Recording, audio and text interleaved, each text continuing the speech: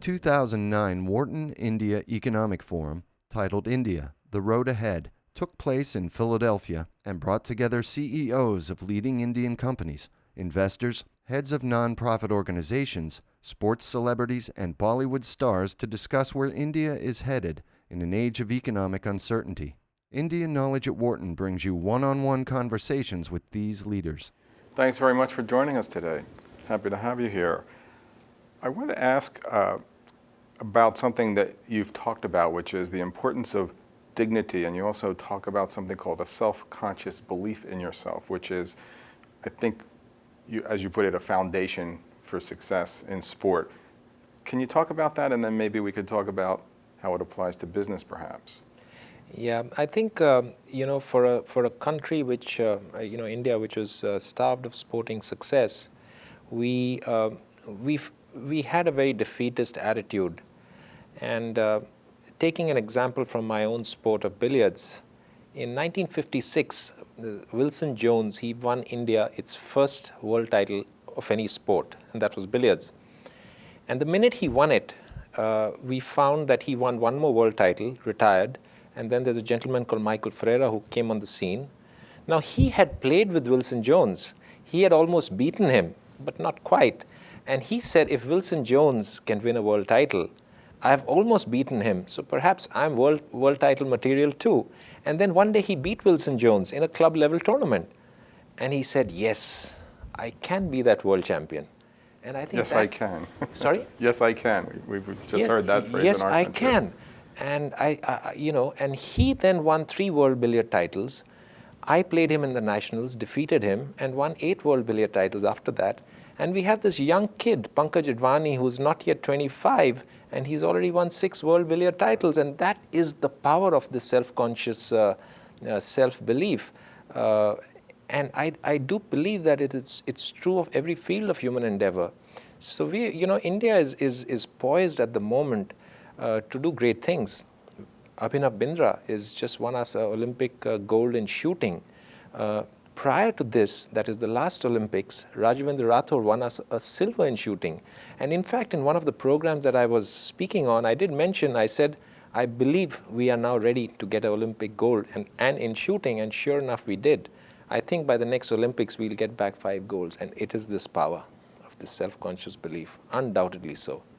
Well, that's interesting because India has not done well in Olympics, and probably because it hasn't tried that hard, because it's focused on other things perhaps. But now there seems to be a lot of interest in that, particularly with cricket exploding in India, and the idea that sport can get sponsorship and it can grow and have that kind of an audience. So when it comes to the Olympics, maybe you could explain, why is it that India hasn't met its potential yet? I think the way our sports, the Olympic platform sports, the way they are structured in governance is through a federation model. So there are federations for every sport, which really are autonomous bodies. And they are ruled and, well, literally ruled, I use the word ruled, and governed and ruled by people who are there for years, for 10 years, 20 years, 30 years, and they're there massaging their own egos, really, not really caring for the for the well-being of the athletes who are there to get us the medals. And I think that for a long time was a big problem. I also believe that priority was a big issue for a government which was struggling to to get poverty out of the system, to unemployment, roads, infrastructure. Sport occupied a very, very low priority, and it was reflected in our budgets. So our sport budget in '98 was 150 crores, which translates to about $30 million, as compared to, at that time, a sport budget of China, which was something in the region of about, I would think, about almost $1 billion, or just under $1 billion. So money is very, very important, and I think that the value of that, the money coming, so priority has changed. Government over the last 10 years says, yes, we need to reaffirm our standing in the world in sport too. We've done it in IT, we've done it in steel, we've done it in so many other areas. We need to do it in sport. They are injecting more money into infrastructure, perhaps not as much as they should, but more importantly, they are injecting money directly to the athlete. So an athlete, if he wins Olympic gold, is being given tax-free money to the tune of about half a million to $1 million. You win an Asian Games gold medal, you get something like $100,000, and all this is translating into the athlete slowly finding himself at a different level, both psychologically, both in terms of the dignity that I talked about. Dignity we should have dignity in ourselves, and I think as a society we need to impart and instill dignity into our fellow beings, especially athletes, by the competency levels of the athletes, not necessarily with the amount of money that they have. But we live in a real and harsh world, and I think dignity is identified directly with money. And I think this injection, this huge dose of injection of money, is slowly raising our dignity levels. And so I'm very, very hopeful of our India doing very well in the Olympics. Well, it's certainly understandable why a country that has a lot of people living in poverty would hesitate to spend money on what some might consider a luxury. But it sounds like they've made a decision that maybe investing in sport can make it, if not a business, that there can be a return on that investment. In other words, it's not just money that's being spent and not coming back in some form, and maybe in multiples even. Is that part of the equation, and how does that thinking work? I don't know whether government injects money and they've clearly recognized that sport is a priority, and they're not really looking at multiples coming back in terms of any monetary form. But I think it's a status issue. It's a issue that we are now benchmarking ourselves against the best countries. We are a developing nation. We want to be, recognized by the G20, in the economic forums, in the IT forums. Certainly, we are right there at the top. So it's just, I think, from our governance point of view, we just want the status of being recognized as a power in sport too. We're not necessarily looking at it in terms of what multiple of money that we can get from the sport. Though there will be a spill-off, I think once you have achievers, once you have people who have done well in a particular sport, typically we find that particular sport flourishes in the country. A case in point is Vishwanath Anand, who's the world chess champion and a grandmaster, and he's just revolutionized sport, the chess in the country. It's a widely played sport. Tennis is a case and example, starting from the era of Vijay Amritraj, even before that Ramanathan Krishnan. Today you have Mahesh Bhupati, Leander. Between the two of them, they won, I think, about 12 Grand Slam titles. And you have a young Sania Mirza who's doing really well. So it has its spill-offs, but from government perspective, they want, I think what we're looking at it as from a country's perspective, from a society's perspective, is we want to be considered a sporting power. We are not that yet, but we will reach there. Well, in the case of cricket, which at one of the forums today someone referred to as not a sport in India but a religion, it's become a big moneymaker and a big business, and there's now a lot of sponsorship money. Players are making higher salaries and all the rest of it. Are there any of the sports that would also be Olympic sports where this might be possible? I don't know whether golf is yet an Olympic sport. I believe not. But when it does, I think golf could surely be one. Tennis, I think, with whilst we don't have players who are in the top 80 or 100 also in the singles, but as in doubles and in the Davis Cup, we are good. So as an Olympic discipline sport, I do believe tennis could become a really well marketed and well packaged sport, which kind of catches the fascination of the public. It has all the glamour, the excitement, which has really made it into a global sport. Amongst the other Olympic disciplines, athletics always will have a certain charm about it, and we are strong in women's middle distance running. So there is a lot of focus happening, particularly on that too, and of course shooting. So shooting is we considered one of the best shooters in the world, and Abhinav Bindra's gold medal has done a lot for our country to kind of elevate us to a very, very high benchmark and level. But unfortunately, shooting is not a spectacular sport to watch. And there lies in the, it's a tough call. How does one popularize and monetize the Olympic gold medal or the benchmarks that our shooters have reached? How does one monetize that from a event perspective? I think that's a very big challenge. Perhaps it's not happened anywhere in the world, and perhaps it will not happen in India.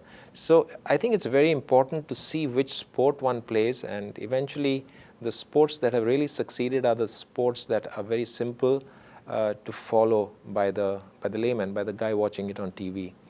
So we will need to look at those sports really to to see them evolve into a multi-million dollar industries.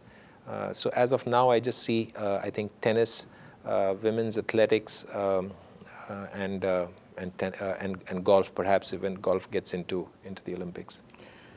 Some people say that in order for these things to develop, India is going to have to make some investments in infrastructure, and you referred to that briefly. Could you elaborate on that?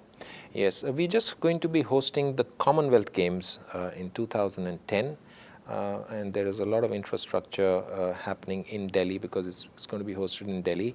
But clearly, the dose, the injection that one needs is very huge. India is a large country. I believe that with achievement at the Olympic platform, we will slowly, increase the investment into sporting infrastructure. At the moment, whatever infrastructure we have is courtesy the 1982 Asian Games, which was again held in Delhi, and the same infrastructure is continuing. And we had Afro-Asian Games, which happened in the southern part of India, through which a lot of infrastructure got developed. So I think we will let the Commonwealth go. If we can show the world that we are capable of holding another Asian Games or perhaps the Olympics, if that happens, it could be in 10 years or 15 years, I don't know. But if we can host the Olympics, I believe India's infrastructure requirements would be well catered for and well executed. You also mentioned the sport golf, and I wanted you to talk about your own sport a little bit, because I think that one thing that I find fascinating about it is it's one of the few sports like golf where, yes, you're competing against a competitor, but in some ways you're competing against yourself. It must be such a psychological game. I mean, even in tennis, it's not a team sport, but you still have an opponent. Here, it's not a team sport, and you have an opponent, but really, you're not interacting with the opponent. It's just your own. It's up to you entirely. Absolutely right. The only two sport where you strike a stationary ball, so there is no opponent. Your biggest opponent is yourself.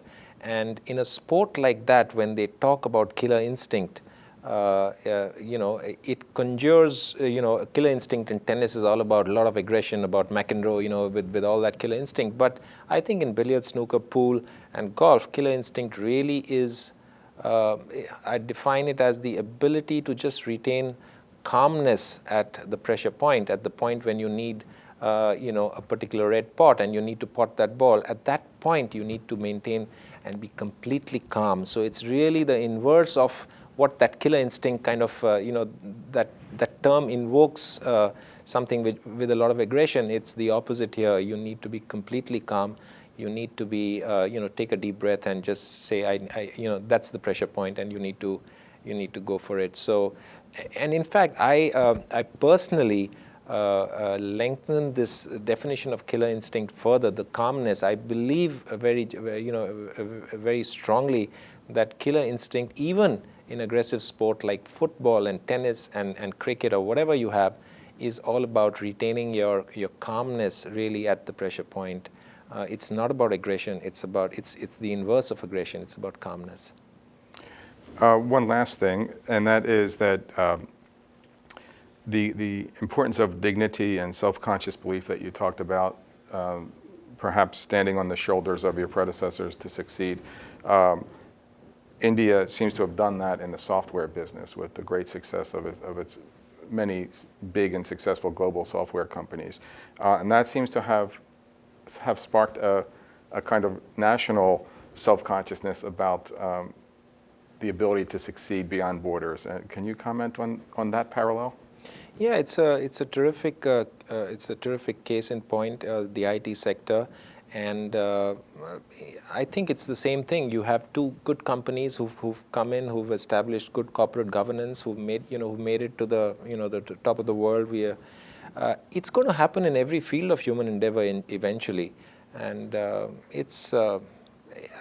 a great believer, and I'm a great believer in this subconscious self-belief. It starts off as a subconscious belief, and then manifests itself into achieving very, very high benchmarks.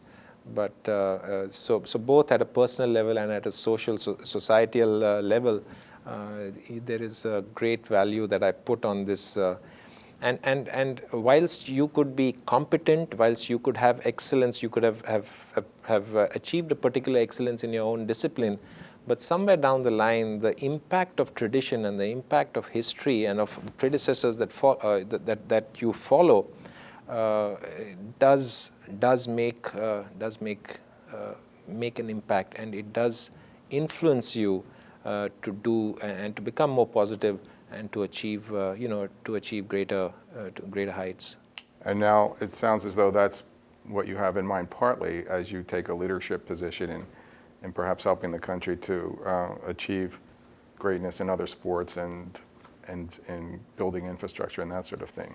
Is that what you're attempting to do? Yeah, I've actually started a foundation. It's called the Olympic Gold Quest, and we had a badminton player called Prakash Padukone. So the two of us, and we've got some industry leaders involved in this as well. And we have started this foundation with the clear mission, the mission statement being raising money to fund those athletes in India who have a genuine potential to win us an Olympic gold. So we find that even though that there is money from the government, the tone of the government and the sentiment of the government has changed for the positive, but the bureaucracy and the speed of disbursement of funds is not necessarily still at its efficient best. So I have a shooter called Gagan Narang who we've adopted, and he needs to go tomorrow for a training session. He has the plan all planned out, but he doesn't get his funding for his ticket in time. His coach has not been cleared, so we just come in and says, whatever government can't fund you, we'll put in, and you just do what you have to do. You get the best coaches, the best mental coaches, the best shooter, and the best physiotherapist that you want, and let not money be a cause why you have not been able to achieve your potential in winning Olympic gold. So that's what Olympic Gold Quest is all about, which we started. So you're an angel investor in sports talent. Well, an angel investor with a very strong NGO bias. This is a not-for-profit company, and we just focus at raising money from any Indian anywhere in the world for this hugely emotional sentiment of getting us more Olympic golds. Thanks very much for speaking with us today. Thank you.